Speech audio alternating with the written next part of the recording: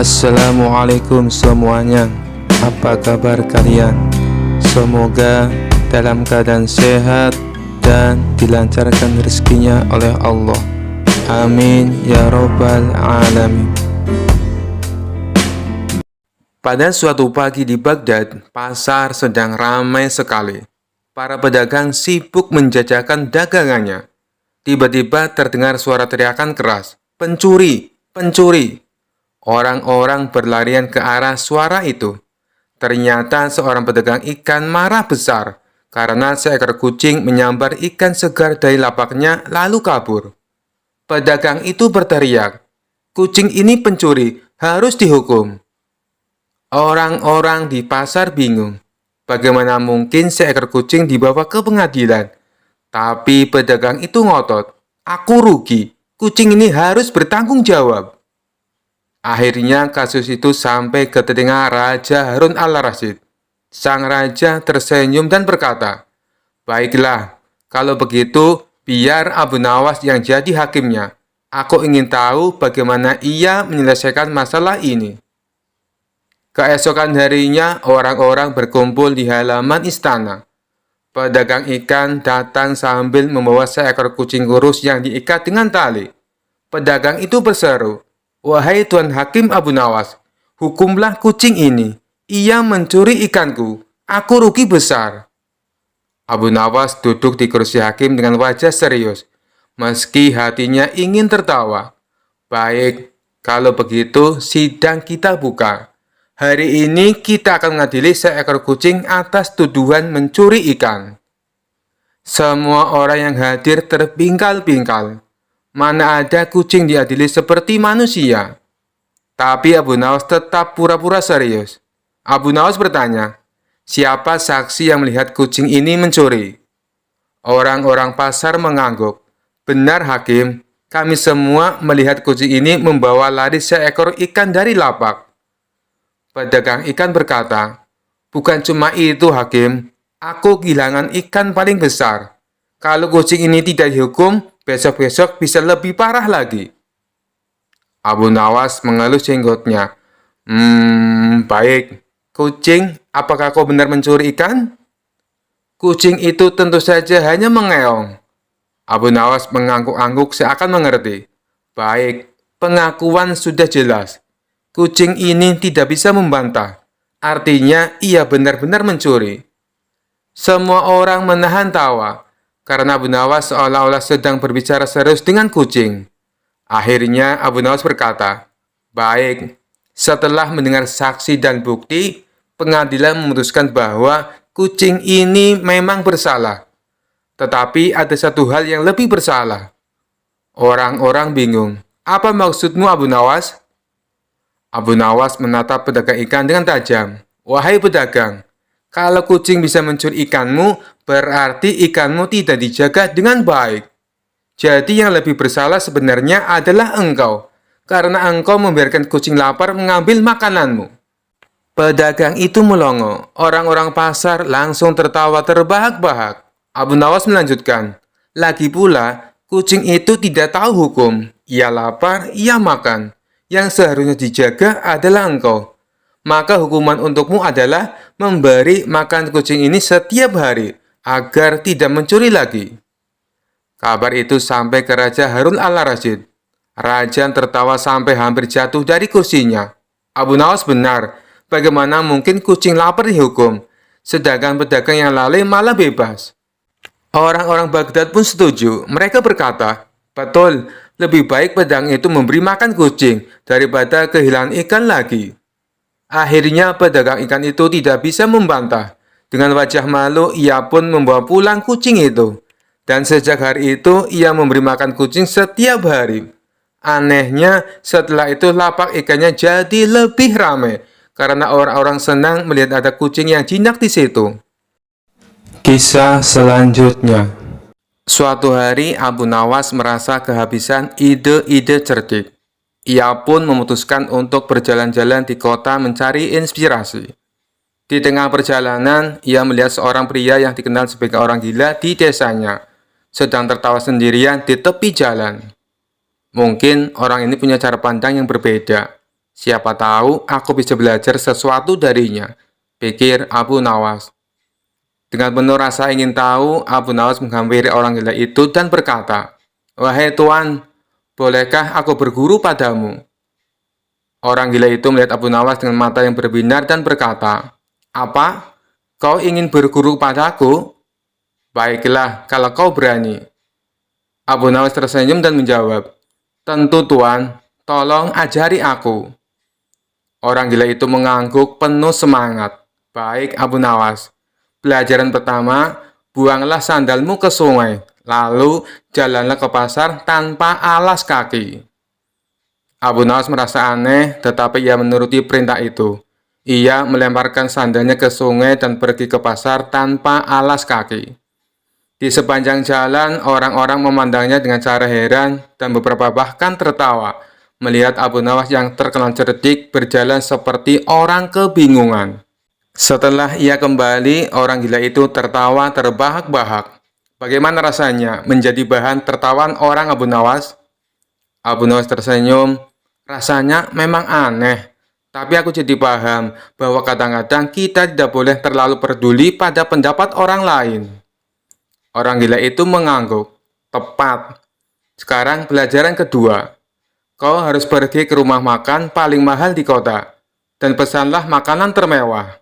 Tapi bayarnya dengan daun kering." Abu Nawas tertawa kecil, tapi ia tetap mengikuti perintah itu. Ia masuk ke rumah makan, memesan makanan enak. Dan ketika saatnya membayar, ia mengeluarkan segenggam daun kering dari sakunya. Pemilik rumah makan tentu saja marah besar. "Hei, kau pikir ini kebun raya? Daun itu bukan uang." Abu Nawas dengan tenang menjawab, "Oh, ini hanya pelajaran dari seorang guru. Kadang kita harus melihat betapa absurdnya dunia ini." Ketika kembali ke orang gila, Abu Nawas tertawa sambil berkata, "Tuan, aku sekarang mengerti. Kadang hidup tak perlu selalu serius, dan kita tak perlu terlalu memikirkan tata aturan yang kaku. Dunia ini penuh aturan aneh, tapi tak semuanya harus kita pedulikan." Orang gila itu tersenyum lebar. "Kau benar Abu Nawas. Hidup adalah lelucon yang harus kita nikmati, bukan rumus yang harus kita selesaikan." Sejak saat itu, Abu Nawas merasa mendapatkan pelajaran berharga dari orang yang dianggap gila. Ia pun semakin jenius dan santai dalam menjalani hidup, karena memahami bahwa terkadang kebahagiaan datang dari berpikir seperti orang yang bebas dari aturan kaku. Kisah selanjutnya. Suatu malam yang tenang, Abu Nawas tidur dengan pulas di rumahnya. Namun, tiba-tiba dalam tidurnya, ia mulai gelisah. Matanya berkedut, nafasnya tersengal-sengal, dan tubuhnya bergerak seakan-akan sedang berlari. Ternyata Abu Nawas sedang bermimpi buruk dikejar-kejar harimau. Di dalam mimpinya, Abu Nawas berada di sebuah hutan lebat. Ia mendengar deru nafas berat dari balik semak-semak. Ketika menoleh ke belakang, ia melihat seekor harimau besar berlari ke arahnya dengan mata yang bersinar ganas. "Astagfirullah, harimau!" seru Abu Nawas dalam mimpi itu. Sambil berlari secepat mungkin, tapi seperti mimpi pada umumnya, kakinya terasa berat, dan setiap langkahnya seperti berjalan di lumpur. Harimau itu semakin mendekat dan Abu Nawas mulai panik. "Lari Abu Nawas, lari!" Ia berteriak pada dirinya sendiri. Namun tak peduli seberapa keras ia mencoba, harimau itu semakin dekat. Taringnya terlihat tajam dan siap menerkam. Ketika Abu Nawas sudah hampir menyerah, tiba-tiba ia tersandung batu besar dan terjatuh. Dengan cepat, harimau itu melompat ke arahnya. Tapi sebelum harimau itu menerkam, Abu Nawas berteriak, "Tunggu, tunggu dulu!" Ajaibnya, harimau itu berhenti di udara, menggantung seperti sedang mempertimbangkan kata-kata Abu Nawas. "Kenapa kau berhenti?" tanya harimau bingung. Abu Nawas yang sudah terpojok tiba-tiba mendapatkan ide cerdik. "Kau tidak boleh menerkamku sekarang," katanya dengan nada yakin. "Aku sedang bermimpi, dan dalam mimpi aku yang mengendalikan segalanya." Harimau itu menatapnya curiga. "Apa maksudmu?" Abu Nawas melanjutkan dengan percaya diri. Aku bisa mengubahmu menjadi apapun yang aku mau. Bagaimana kalau aku membuatmu jadi kucing manis saja? Atau mungkin seekor ayam? Harimau itu mulai panik. Ayam? Tidak, aku tidak mau jadi ayam. Abu Nawas tersenyum lebar. Lalu bagaimana kalau kita buat kesepakatan? Aku tidak akan mengubahmu jadi ayam, asalkan kau tidak menerkamku. Harimau itu berpikir sejenak, lalu setuju. Baiklah, kita punya kesepakatan. Aku tidak akan menerkammu. Dengan lega, Abu Nawas mengusap keringat di dahinya. Bagus, bagus. Sekarang, bagaimana kalau kau pergi dan tinggalkan aku sendirian? Harimau itu mengangguk, berbalik dan mulai berjalan menjauh. Namun sebelum pergi terlalu jauh, ia menoleh kembali dan berkata, "Ingat Abu Nawas, lain kali kalau kau bermimpi lagi, jangan buat aku marah. Aku tidak suka diancam jadi ayam." Abu Nawas tertawa dalam mimpinya, merasa telah menang dengan kecerdikannya. Dan saat itu juga ia terbangun. Keringatnya masih membasahi dahi, tapi ia tetap tersenyum lega. Keesokan harinya, para tetangga bertanya, "Abu Nawas, kenapa semalam kau berteriak-teriak dalam tidurmu? Apa kau bermimpi buruk?" Abu Nawas tertawa dan menjawab, "Tidak, hanya mimpi dikejar harimau. Tapi tenang saja, kami sudah membuat kesepakatan. Harimau itu tidak akan berani lagi menerkamku." Kisah selanjutnya. Dikisahkan di suatu kota ada seorang pendeta muda yang terkenal sombong. Ia selalu merasa dirinya paling pandai dan suka mempermalukan orang di depan umum. Suatu hari, ia mendengar tentang Abu Nawas, seorang yang terkenal cerdik dan penuh akal. Pendeta muda itu berpikir, "Aku harus mempermalukan Abu Nawas di depan semua orang, supaya orang-orang tahu aku lebih pintar."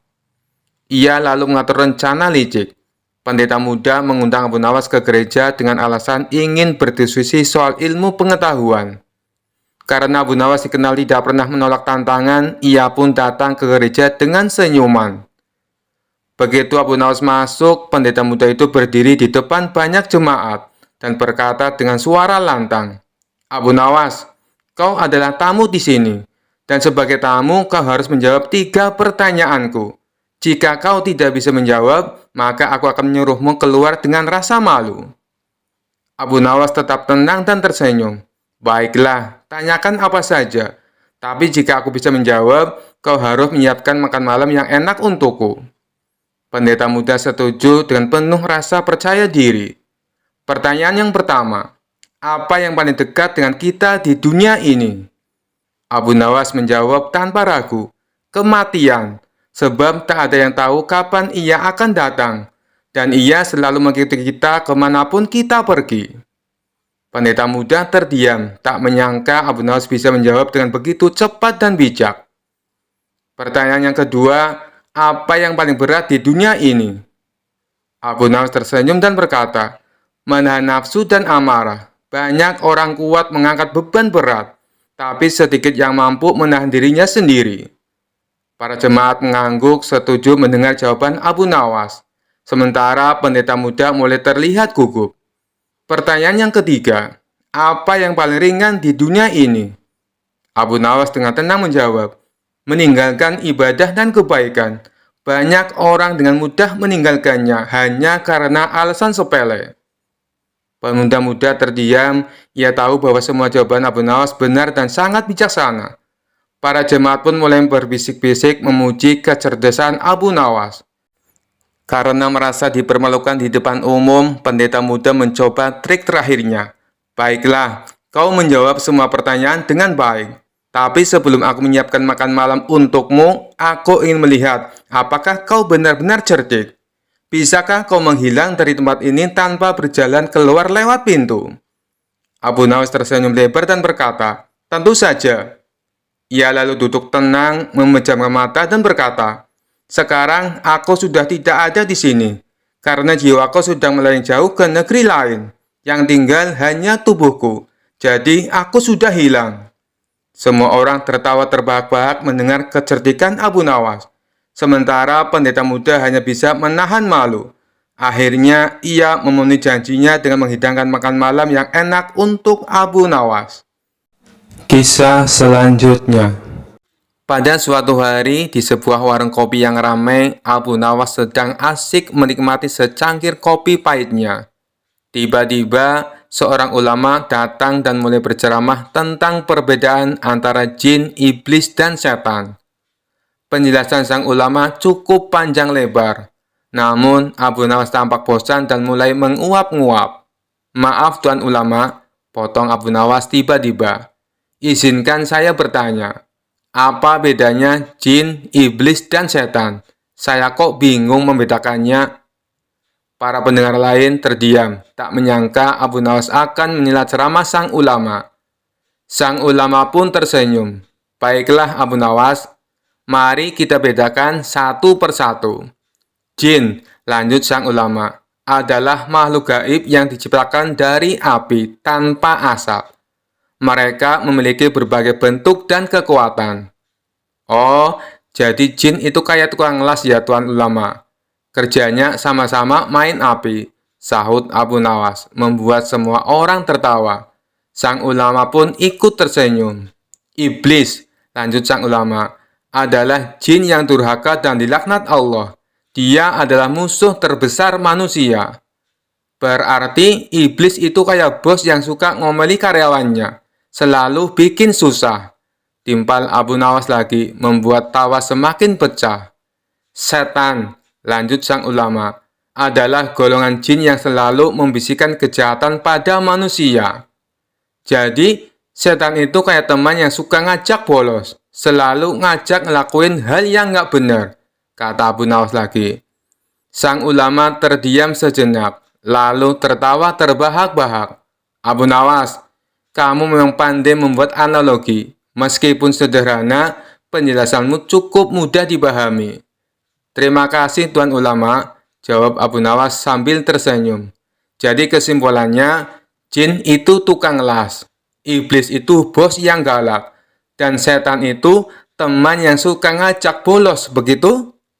Semua orang kembali tertawa terbahak-bahak. Sejak saat itu, perdebatan tentang jin, iblis, dan setan di warung kopi itu selalu diingat dengan candaan Abu Nawas yang menggelitik. Kisah selanjutnya. Dikisahkan suatu hari di sebuah pasar kota Baghdad terdengar kabar mengejutkan bahwa ada seorang biarawati asing yang pernah membakar Al-Quran di negeri asalnya. Biarawati itu terkenal sebagai sosok yang sombong dan gemar memperdebatkan agama dengan orang-orang. Kali ini ia datang ke Baghdad dan menantang siapa saja untuk berdebat. "Mana orang pintar di kota ini? Aku ingin membuktikan bahwa kepercayaanku lebih baik daripada kalian semua," teriak sang biarawati dengan lantang di tengah kerumunan. Mendengar keributan itu, Abu Nawas yang kebetulan lewat langsung maju ke depan dengan santai. "Aku Abu Nawas, orang biasa di kota ini.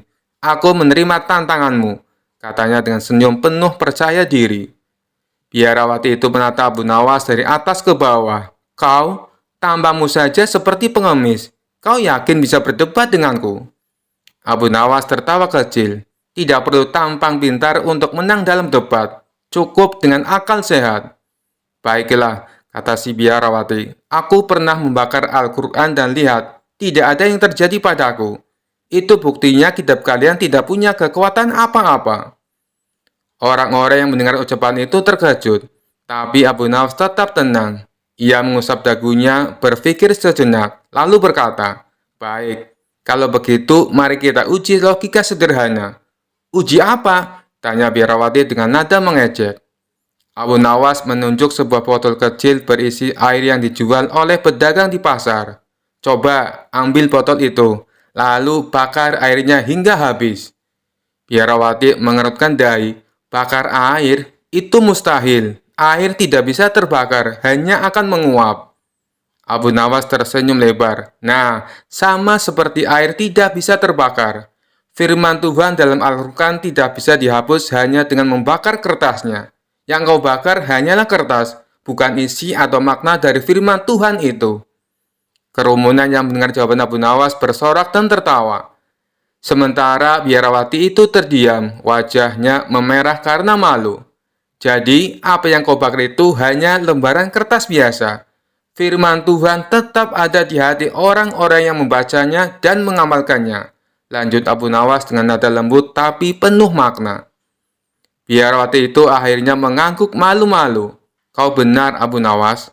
Aku baru sadar, meskipun aku membakar kertas, aku tidak bisa menghancurkan makna atau keyakinan yang ada di dalam hati orang-orang. Abu Nawas tersenyum ramah. Tidak masalah, yang penting kau sudah paham. Dan mulai sekarang, coba hargai keyakinan orang lain. Siapa tahu suatu saat kau sendiri akan menemukan kebenaran sejati. Biarawati itu pun pergi dengan perasaan campur aduk. Sementara orang-orang memuji kecerdasan Abu Nawas. Kisah selanjutnya. Suatu sore, Abu Nawas berjalan melewati sebuah sumur tua di tepi desa yang sudah lama dikenal angker. Konon sumur itu dihuni oleh seorang jin wanita yang sering menggoda para lelaki dengan rayuan manisnya. Tapi sebagai orang yang cerdik, Abu Nawas merasa tertantang untuk menghadapinya. Ketika Abu Nawas mendekati sumur tua itu, tiba-tiba terdengar suara merdu dari dalam sumur. Wahai Abu Nawas, kau tampan sekali. Suaramu terdengar gagah dan menawan.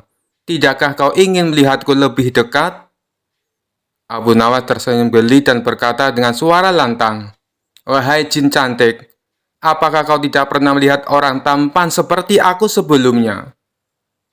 Jin wanita itu tertawa kecil, suaranya begitu manis. Oh tidak Abu Nawas, kau adalah orang yang paling istimewa. Masuklah ke sumur ini, dan kita bisa hidup bersama. Aku akan membuatkanmu minuman lezat dan memanjakanmu setiap hari. Abu Nawas mengusap dagunya, berpura-pura tertarik. Minuman lezat terdengar menggoda, tapi aku takut kau tidak bisa memasak dengan baik. Apa kau pernah membuat rendang atau paling tidak teh manis? Jin wanita itu terdiam sejenak, terjebak dengan pertanyaan Abu Nawas, kemudian berkata, Aku bisa mempelajarinya demi dirimu Abu Nawas, asal kau mau turun kemari. Aku akan belajar semua masakan kesukaanmu. Abu Nawas tersenyum licik. Begini saja, kalau kau benar-benar ingin menunjukkan cintamu padaku, naiklah ke atas dan bawakan teh manis yang harum dan manis. Kalau tidak bisa, sebaiknya kau menyerah. Jin wanita itu kebingungan, merasa tersudut. Maaf Abu Nawas, aku tak bisa meninggalkan sumur ini. Tapi kumohon, turunlah ke sini dan kita akan hidup bahagia. Abu Nawas pun mengeluh, pura-pura merajuk. Sayang sekali, padahal aku sudah ingin menikahimu. Aku butuh jin yang bisa memenuhi permintaanku. Kalau begitu, aku pergi saja. Mungkin aku akan menemukan sumur lain yang dihuni oleh jin yang lebih terampil. Mendengar itu, jin wanita pun menyerah. Tunggu Abu Nawas, baiklah, kau menang. Aku hanya jin sumur tua yang kesepian dan suka menggoda. Kau memang cerdik dan tak mudah tertipu. Pergilah, dan jangan ceritakan ini pada siapapun. Abu Nawas tertawa bahak-bahak sambil menjauh dari sumur. Baiklah, wahai jin, anggap saja ini rahasia kecil kita. Tapi lain kali kalau mau merayu orang, belajarlah memasak dulu. Sejak hari itu, sumur tua itu tak lagi mengeluarkan suara. Para warga pun kagum dengan kecerdikan Abu Nawas yang berhasil mengerjai jin wanita sumur tua tanpa sedikit pun gentar. Kisah selanjutnya. Suatu hari, Baginda Raja merasa penasaran dengan kecerdikan Abu Nawas yang seringkali berhasil memecahkan berbagai masalah sulit dengan cara unik. Ia pun berpikir, kalau Abu Nawas pintar, maka aku harus berguru padanya agar aku bisa lebih bijaksana. Raja lalu memanggil Abu Nawas ke istana. Ketika Abu Nawas tiba, Raja langsung menyampaikan keinginannya. Abu Nawas, aku ingin kau menjadi guruku. Ajari aku cara berpikir cerdik dan licik seperti dirimu. Abu Nawas tertegun, tapi ia pun tersenyum licik. Tentu saja Baginda, aku akan senang sekali mengajari Baginda. Tapi ada satu syarat. Baginda harus menuruti apapun yang aku perintahkan tanpa bertanya. Raja yang penuh percaya diri langsung menyanggupi syarat tersebut. Baik Abu Nawas, aku akan menurut. Mulailah pelajarannya. Abu Nawas tersenyum kemudian berkata, Baiklah, Pelajaran pertama, Baginda harus pergi ke pasar dengan membawa kendi penuh air. Dan berdirilah di tengah pasar sambil meneriakkan, "Inilah minyak wangi terbaik di negeri ini."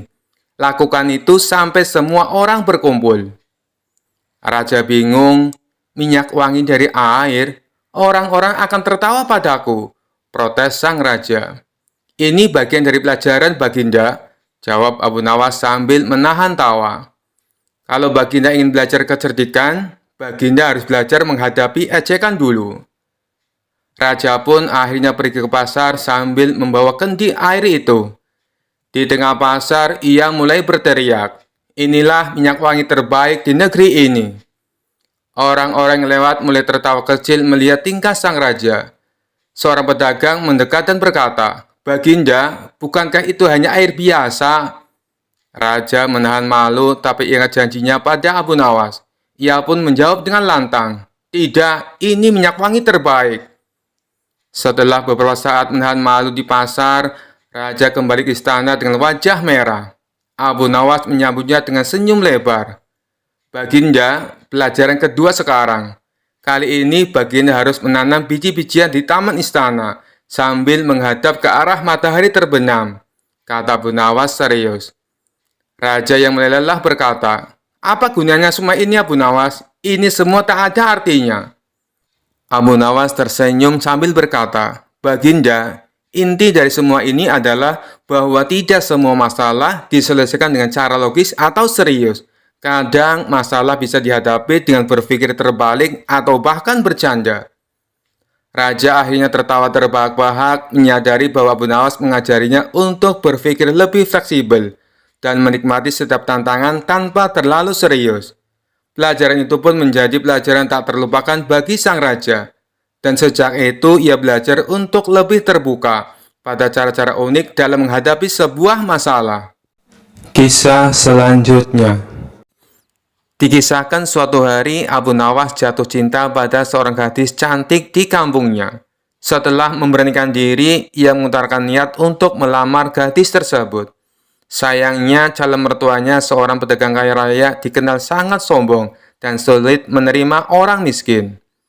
Calon mertua Abu Nawas, Tuan Harun, memandang Abu Nawas dari atas ke bawah dengan tatapan merendahkan. "Jadi, kau ingin menikahi putriku? Apa yang bisa kau tawarkan? Kau bahkan tidak punya harta." Abu Nawas tersenyum santai. "Betul, Tuan. Saya memang tidak punya banyak harta. Tapi saya punya sesuatu yang lebih berharga, kecerdasan." Tuan Harun mendengus. "Cerdas? Itu tidak cukup untuk menikahi putriku. Buktikan dulu kecerdasanmu. Kalau kau bisa, aku akan mempertimbangkan." Tuan Harun memberikan tantangan kepada Abu Nawas. "Di halaman belakang ada seekor kambing hitam. Kalau kau bisa membuat kambing itu menjadi putih tanpa mengecatnya, aku akan setuju." Abu Nawas berpikir sejenak lalu tersenyum. "Baik, Tuan. Berikan saya waktu 1 jam." Abu Nawas pergi ke pasar dan memberi sekarung tepung. Ia kembali ke rumah Tuan Harun dan menaburkan tepung itu ke seluruh tubuh kambing hitam. Kini kambing itu tampak putih. Tuan Harun tertawa kecil. "Itu hanya trik bodoh. Kalau tepungnya hilang, kambing itu tetap hitam." Abu Nawas menjawab, "Betul, Tuan. Tapi bukankah hidup ini juga hanya sementara? Warna bisa berubah, harta bisa hilang. Tapi yang penting adalah bagaimana kita menerima keadaan. Bukankah begitu, Tuan?" Tuan Harun tercengang mendengar jawaban Abu Nawas yang filosofis. Tidak puas, Tuan Harun memberikan tantangan kedua. "Kalau kau memang cerdas, buktikan bahwa kau bisa mengubah air menjadi emas." Abu Nawas meminta segelas air. Ia kemudian mengaduknya perlahan sambil berbisik. Setelah beberapa saat, ia menyerahkan gelas itu kepada Tuan Harun. "Silakan minum, Tuan. Air ini akan berubah menjadi emas di dalam tubuh Anda." Tuan Harun bingung. "Apa maksudmu?" Abu Nawas menjelaskan, "Setelah Tuan meminum air ini, tubuh Tuan akan mendapatkan energi untuk bekerja lebih keras, menghasilkan uang lebih banyak, dan menjadi lebih kaya. Bukankah itu sama saja dengan mengubah air menjadi emas?" Tuan Harun tak bisa membantah logika Abu Nawas. Melihat kecerdasan Abu Nawas, calon mertuanya akhirnya menyerah. "Baiklah, Abu Nawas, aku setuju kau menikahi putriku. Tapi ingat, kalau kau gagal membahagiakannya, kau akan berhadapan denganku. Abu Nawas tersenyum. Jangan khawatir Tuan, kebahagiaan adalah keahlianku. Pernikahan pun digelar dengan meriah, dan Abu Nawas berhasil membuktikan bahwa kecerdasan bisa mengalahkan segala ujian, termasuk calon mertua yang sulit. Kisah selanjutnya. Dikisahkan bahwa Baginda Raja masih belum menemukan cara untuk menghukum Abu Nawas. Akhirnya ia terpaksa meminta bantuan dari para menterinya. Tapi dari sekian banyak usulan para menterinya, tidak ada satupun yang menurut Baginda Raja berbobot. Tipuan yang kalian usulkan sangat mudah dipecahkan. Jangankan Abu Nawas, aku sendiri bisa dengan mudah menebaknya, ujar Baginda Raja merasa tidak puas. Tiba-tiba penasihat kerajaan berkata, "Ampun Paduka yang mulia, bukankah Paduka mempunyai batu lumpang yang sudah retak? Suruh saja Abu Nawas menjahitnya." Mendengar hal itu, Baginda Raja langsung kegirangan. "Usulanmu bagus, aku setuju dengan idemu. Cepat panggil Abu Nawas kemari," kata Baginda Raja. Singkat cerita, datanglah Abu Nawas menghadap Baginda Raja. "Ampun beribu ampun Paduka yang mulia. Ada gerangan apa Paduka memanggil hamba?" tanya Abu Nawas. "Aku ada tugas baru untukmu," ujar Baginda Raja. "Tugas apakah itu, hai Paduka yang mulia?" tanya Abu Nawas lagi. "Aku punya lumpang yang terbuat dari batu, tapi sayang retak dan terbelah menjadi dua. Aku ingin kau menjahit lumpang itu agar bisa menyatu lagi," tutur Baginda Raja. Tubuh Abu Nawas mendadak berkeringat mendengar perintah tersebut. Wajahnya langsung berubah menjadi pucat. Jebakan apa lagi ini? Mana ada batu bisa dijahit? Gerutu Abu Nawas dalam hati. Abu Nawas, kenapa kau malah bengong? Aku kasih waktu sehari. Kalau tidak bisa, maka akan mendapat hukuman, kertak Baginda Raja. Sekarang kau pulang dan bawa lumpang batu yang retak ini, perintah Baginda Raja. Setelah itu Abu Nawas pamit kembali pulang. Setibanya di rumah, dia langsung pergi mengumpulkan batu-batu kecil yang serupa dengan lumpang batu tersebut. Keesokan harinya, Abu Nawas pergi menuju istana dengan membawa batu-batu kecil dan lumpang batu milik Baginda Raja. Setelah sampai di istana, Baginda Raja langsung bertanya kepada Abu Nawas. "Hai Abu Nawas, apakah lumpang batunya sudah dijahit?" tanya Baginda Raja. "Ampun Paduka yang mulia, hamba sudah mengumpulkan batu-batu kecil yang sama persis jenisnya dengan lumpang batu milik Paduka. Dan hamba minta tolong kepada Paduka untuk memilihkan serat dari batu-batu kecil yang hamba kumpulkan. Setelah itu hamba akan jahit batu lumpang milik Paduka," jawab Abu Nawas. "Apa-apaan kau ini? Siapa juga yang dapat membuat batu sekecil itu menjadi benang?" tanya Baginda Raja. "Ampun beribu ampun Paduka yang mulia. Tapi lumpang batu milik Paduka tidak bisa bila dijahit pakai benang biasa. Lumpang batu itu harus dijahit dengan benang yang terbuat dari batu," ujar Abu Nawas. Mendengar penjelasan Abu Nawas, Baginda Raja pun tak bisa berbuat apa-apa. "Kau memang cerdik Abu Nawas," ungkap Baginda Raja dalam hati. Dengan terpaksa, Baginda Raja kembali membebaskan Abu Nawas. Sosok humoris itu pun lolos dari hukuman, meskipun tidak bisa menyelesaikan tugas mustahil yang diberikan oleh Baginda Raja. Kisah selanjutnya. Dikisahkan pada suatu hari, seorang pedagang kaya raya dari negeri tetangga datang menemui Abu Nawas. Ia mendengar kabar bahwa Abu Nawas adalah seorang yang sangat cerdas, sekaligus seorang muslim yang taat. Pedagang itu merasa penasaran apakah Abu Nawas benar-benar sekuat itu memegang keyakinannya. Pedagang itu membawa sebuah koper besar yang berisi emas dan uang. Ia berkata kepada Abu Nawas dengan nada yang sangat meyakinkan, Abu Nawas, aku akan memberikan koper emas ini lengkap dengan seluruh uang di dalamnya, jika engkau mau meninggalkan agamamu dan mengikuti keyakinanku. Abu Nawas menggaruk-garuk kepalanya seolah-olah sedang berpikir keras. Ia lalu memandangi koper besar itu dengan tatapan yang sangat serius. Koper ini berat sekali. Apa benar isinya emas dan uang? Benar sekali, kata pedagang itu. Semua ini untukmu, asal kau mau berpindah keyakinan. Abu Nawas meminta izin untuk memeriksa koper tersebut. Pedagang kaya itu setuju. Abu Nawas membuka koper tersebut dan melihat emas yang berkeliaran serta uang yang melimpah di dalamnya. Ia tersenyum kecil. Kau yakin hanya ini syaratnya? Tanya Abu Nawas. Ya, hanya itu. Mudah bukan? Jawab pedagang kaya itu dengan penuh keyakinan. Abu Nawas tampak berpikir keras. Ia mengelus jenggotnya lalu berkata, baiklah, kalau begitu aku setuju. Tapi ada satu syarat dariku. Apa itu? Tanya pedagang kaya itu dengan penuh harap. Abu Nawas menjawab dengan tenang. Aku ingin kau menjadi saksi bahwa aku pindah keyakinan dengan sepenuh hati. Tapi sebelumnya, mari kita sholat bersama, agar aku bisa berpamitan kepada Tuhanku untuk terakhir kalinya. Pedagang itu bingung, sholat? Mengapa kau perlu sholat? Bukankah kau akan meninggalkan Tuhanmu? Iya, tapi aku ingin berpamitan dengan baik. Ini soal sopan santun, kawan. Apalagi Tuhan adalah pemilik segalanya, bahkan emas yang ada di koper ini.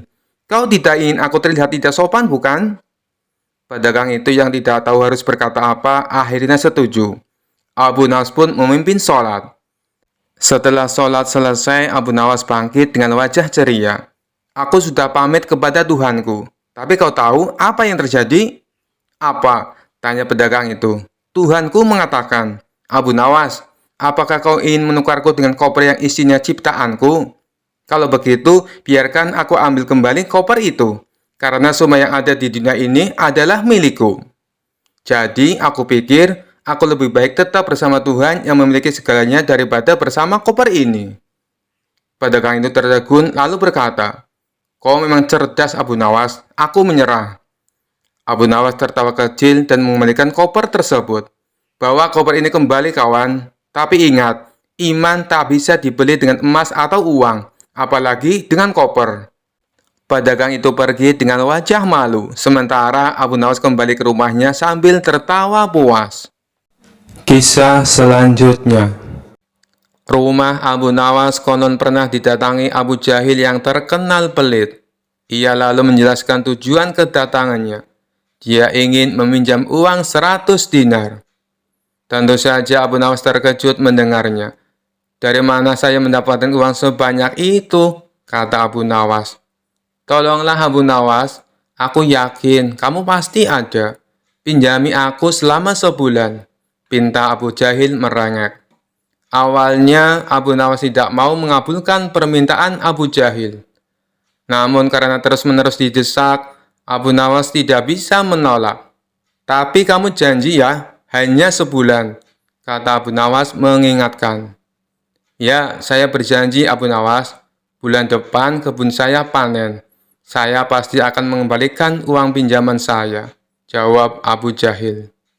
Singkat cerita, setelah 1 bulan, Abu Jahil tidak pernah mengembalikan uang tersebut. Padahal saat itu kebun Abu Jahil sudah panen. Dan hasil panennya melimpah ruah. Payah Abu Jahil, dia tidak menepati janjinya, batin Abu Nawas. Karena membutuhkan uang, Abu Nawas terpaksa pergi ke rumah Abu Jahil untuk menagih hutangnya. Bagaimana dengan janjimu, Abu Jahil? Katanya kamu akan mengembalikan uang itu dalam waktu sebulan, kata Abu Nawas. Abu Jahil menjawab bahwa dia tidak bisa membayar hutangnya. Ia beralasan bahwa uang hasil kebunnya digunakan untuk mengobati saudaranya yang sedang sakit.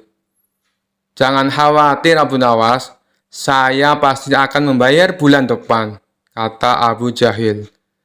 Mendengar jawaban Abu Jahil, Abu Nawas sangat kecewa.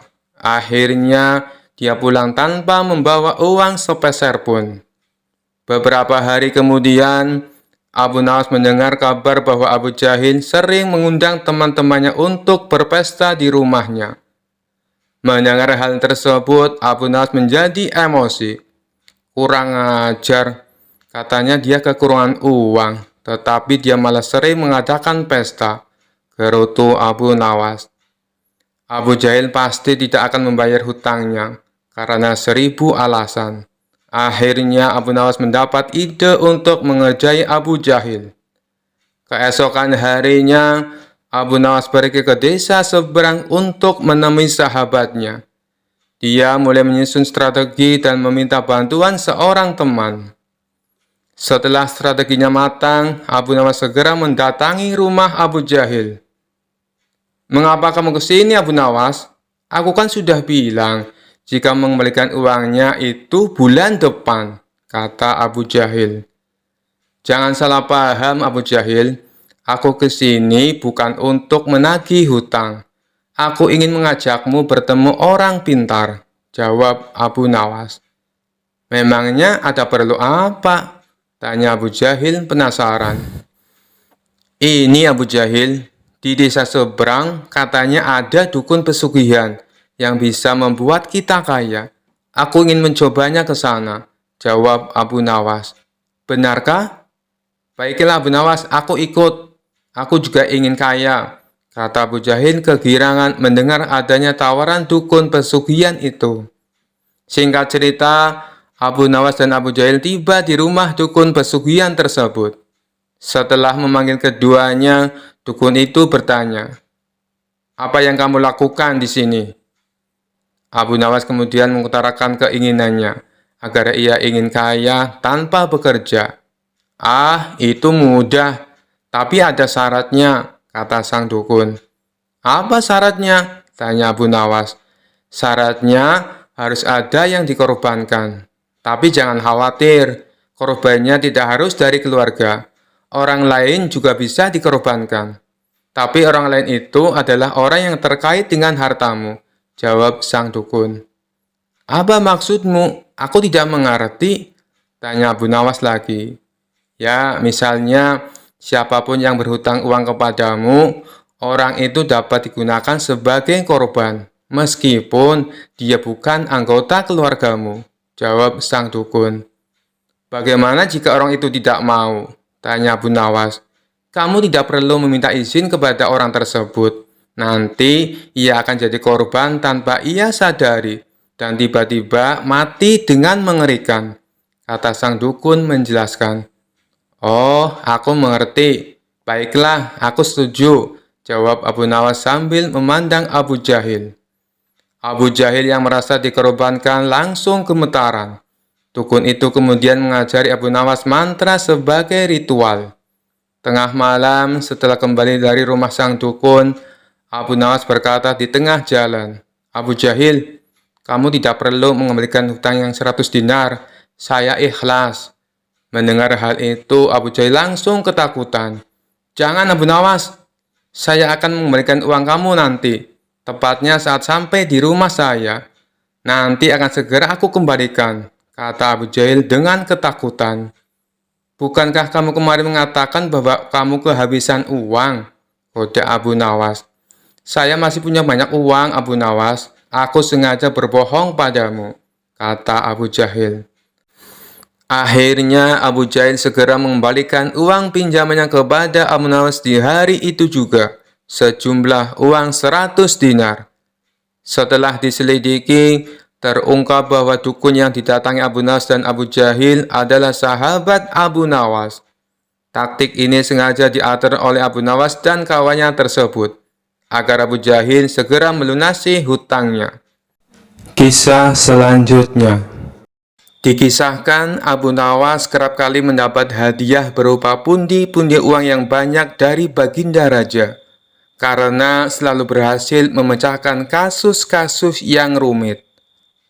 Rupanya hal ini mengundang rasa iri dengki oleh sebagian hakim istana yang berjumlah 5 orang. Mereka beralasan bahwa menangani kasus sudah jadi pekerjaan para hakim, bukan tugasnya Abu Nawas. Kelima hakim tersebut lalu berkumpul untuk membahas masalah ini. Enak saja Abu Nawas, dia mendapat hadiah yang seharusnya jadi milik kita, kata salah satu dari mereka. Benar, ini tak boleh dibiarkan. Ayo, kita ajukan protes kepada Baginda Raja, sahut yang lainnya. Maka kelima hakim ini menghadap Baginda Raja dan menyatakan keberatannya. Mendengar keluhan mereka, Baginda Raja menanggapinya dengan bijak. Kalian kan sudah mendapat gaji tiap bulannya, sedangkan Abu Nawas tidak mendapatkan. Jadi, wajar kalau aku memberinya hadiah. Itu sebagai rasa terima kasih, karena telah membantu menyelesaikan masalah, tutur Baginda Raja. Tapi itu kan seharusnya sudah menjadi tugas kami. Kenapa Paduka berikan kepada Abu Nawas? Protes salah satu hakim.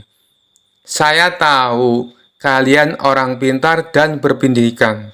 Tapi kasus yang aku percayakan pada Abu Nawas butuh kecerdasan dan kebijaksanaan, terang Baginda Raja.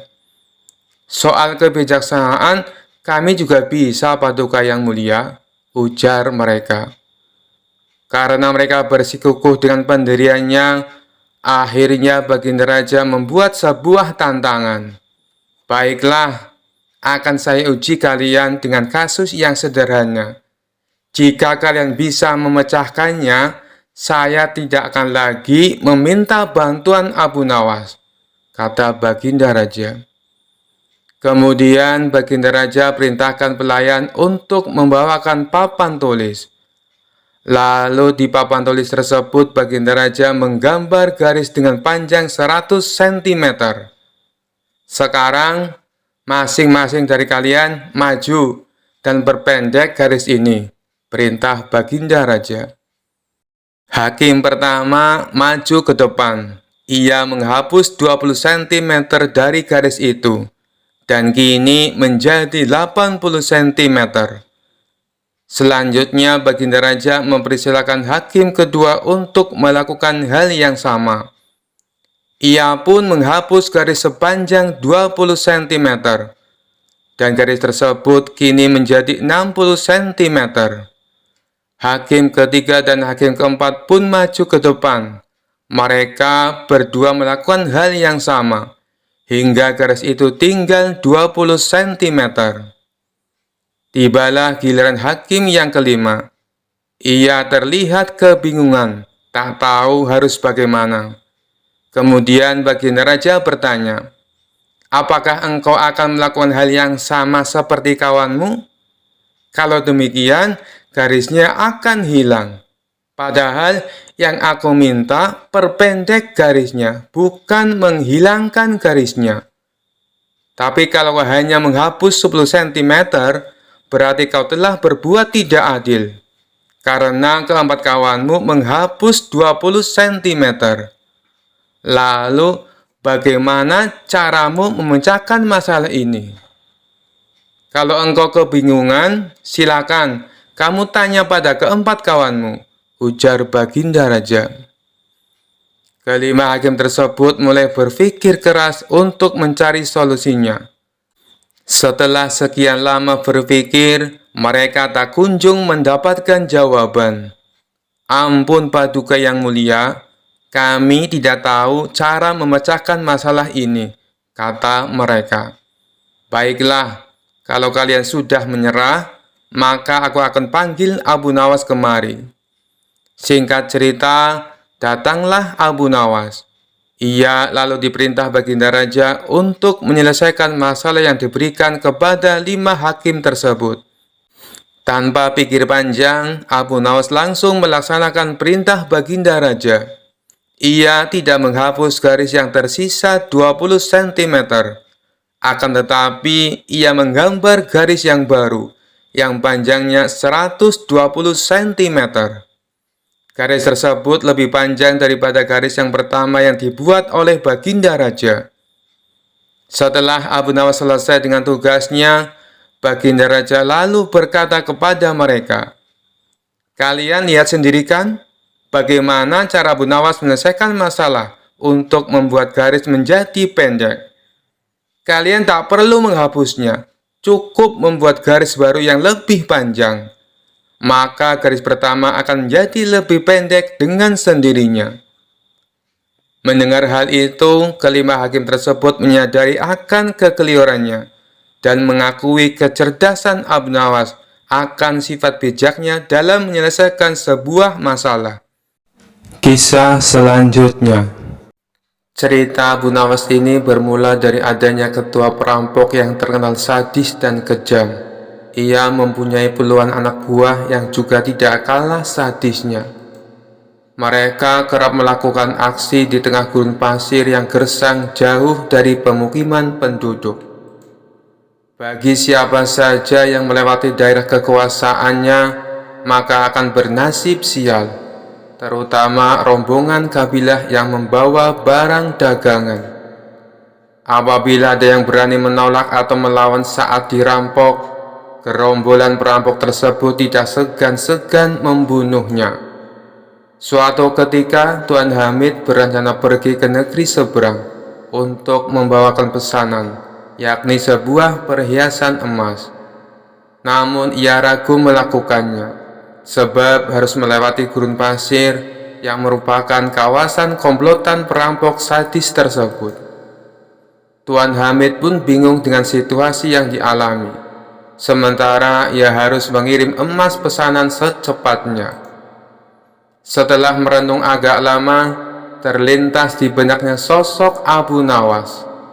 Semoga saja dia bisa membantuku, pikir Tuan Hamid. Dia lantas pergi menemui Abu Nawas. Sesampainya di rumah Abu Nawas, Tuan Hamid lalu mengungkapkan permasalahannya. Wahai Abu Nawas, aku bingung dengan situasi yang sedang aku alami. Barangkali kamu bisa membantuku, ujar Tuan Hamid. Masalah apa yang membuatmu bingung? Tanya Abu Nawas. Begini Abu Nawas, besok aku harus mengirim perhiasan emas ke negeri seberang.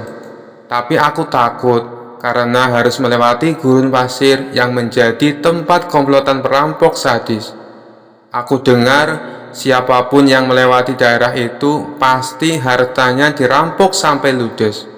Kalau menolak akan dibunuh, ucap Tuan Hamid. Menurutmu apa yang harus aku lakukan?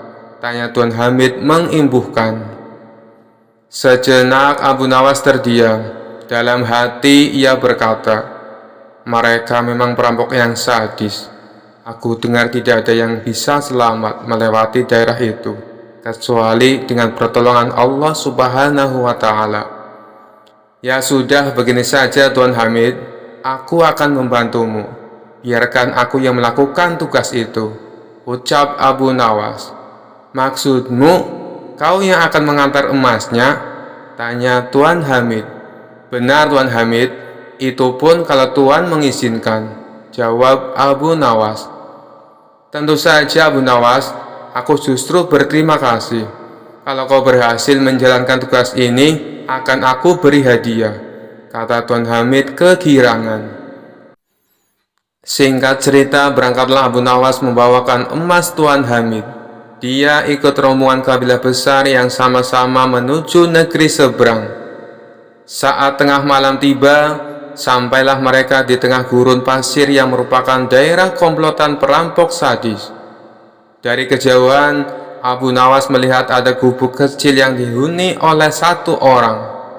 Maka terlintaslah di benaknya sebuah ide untuk menyelamatkan emas yang dibawa. Sebelum dihadang para perampok, lebih baik aku titipkan emas ini kepada orang penghuni gubuk itu, pikir Abu Nawas. Ia pun segera memisahkan diri dari rombongan dan berjalan menuju gubuk itu. Kawan, bolehkah aku menitip garang ini sebentar? Tanya Abu Nawas. Orang penghuni gubuk itu menjawab, oh silakan, taruh saja di dalam. Setelah menitipkan emas, Abu Nawas lalu mengejar rombongannya dan kembali berjalan bersama para kabilah. Tidak lama kemudian, Tiba-tiba komplotan perampok muncul menghadang dengan pedang terhunus di tangannya. "Serahkan semua barang kalian. Jangan ada yang tersisa.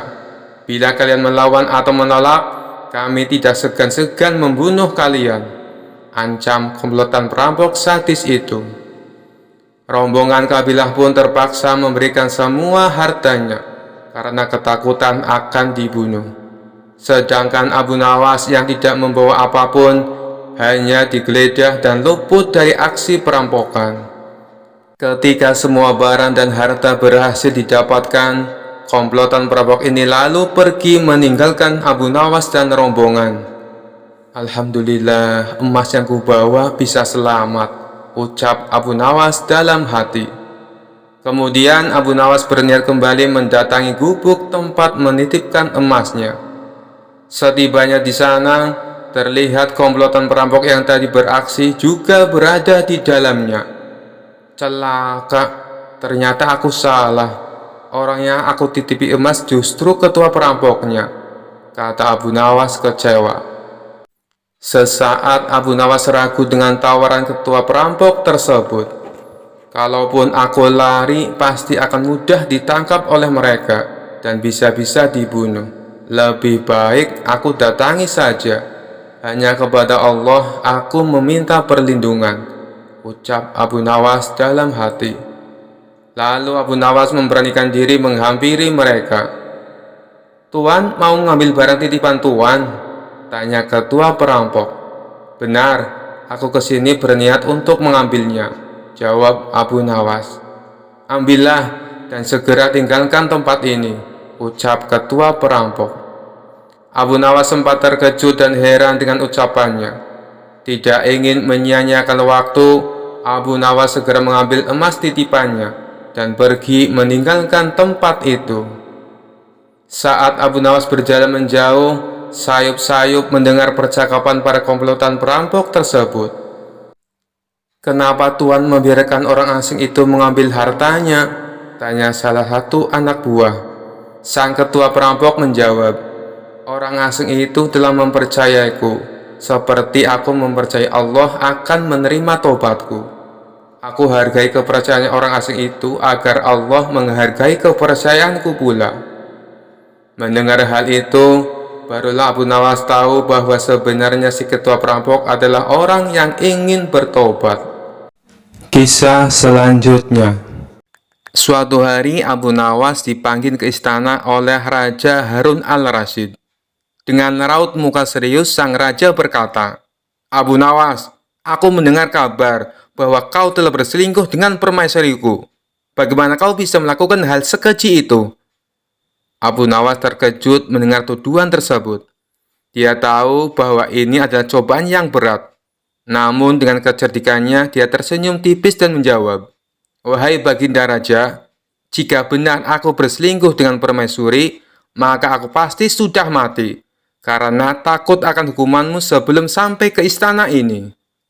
Raja mengerutkan kening. "Apa maksudmu, Abu Nawas?" Dengan penuh percaya diri, Abu Nawas menjawab, "Baginda, permaisurimu adalah wanita yang sangat cantik dan mempesona.